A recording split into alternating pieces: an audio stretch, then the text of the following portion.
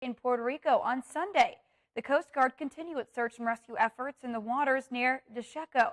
Now that's after a boat trying to attempt to reach Puerto Rico with a group of Haitian and Dominican migrants on board capsized on Thursday.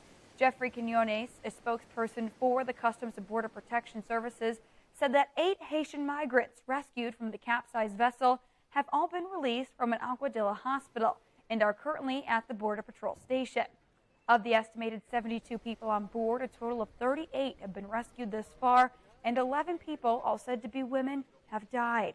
Ricardo Castrodad from the Coast Guard in San Juan said they are expanding their search perimeter, all in an attempt to find and rescue more people, adding that while the probability of finding someone alive does go down as time goes on, there are several climatic elements that are taken into consideration, as well as the swimming skills, if any, of the people who were traveling on the boat.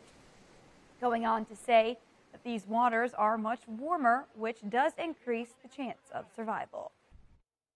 In the meantime, U.S. Vice President Kamala Harris says their administration is committed to strengthening relationships with several Caribbean nations by helping to address a number of concerns from violence to climate change. Our One Caribbean News' Deandra Hamilton reports. Just recently, Vice President of the United States, Kamala Harris, said the U.S. is committed to strengthening partnerships with Caribbean nations and made a proposal to Caribbean leaders to hold annual meetings to demonstrate this commitment. Speaking at a virtual meeting with leaders representing 15 Caribbean countries, Harris outlined 3 issues that they, the Caribbean leaders, and the U.S. must focus upon.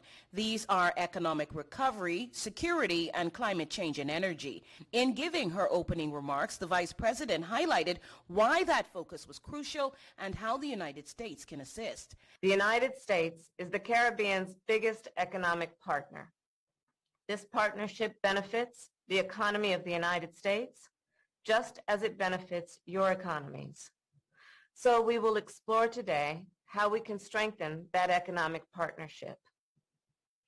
On the issue of security, I know from many of you that you are particularly concerned about the trafficking of drugs and guns and the associated violence.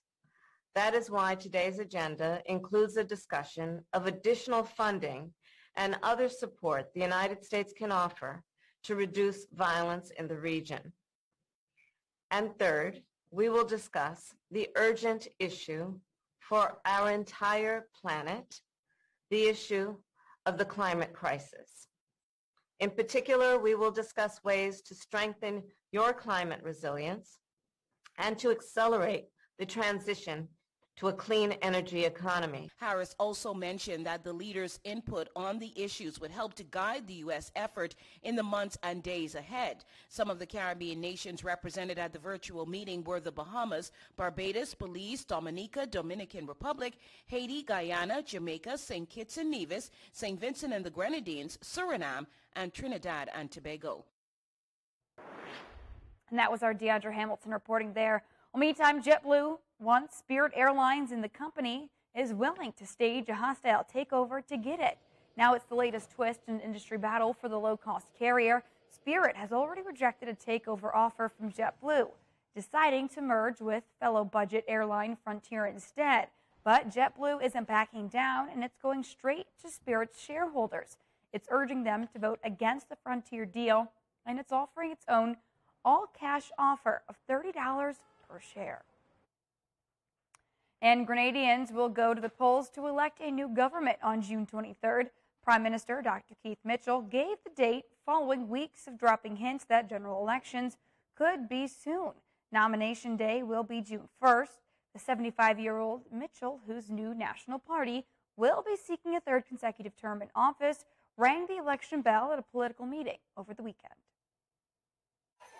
I have already asked the Governor General to dissolve the Parliament on Monday, the 16th, 2022.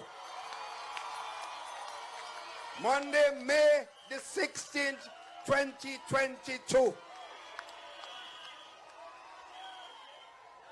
I've also asked the Governor General to issue the writs for the election on Tuesday, May the 17th. In other words, only one day you have to try to register if you ain't registered yet. That is Monday alone. Because I warned you already. I warned you. Now, the NNP won a clean sweep of all 15 seats in Parliament in the latest two general elections.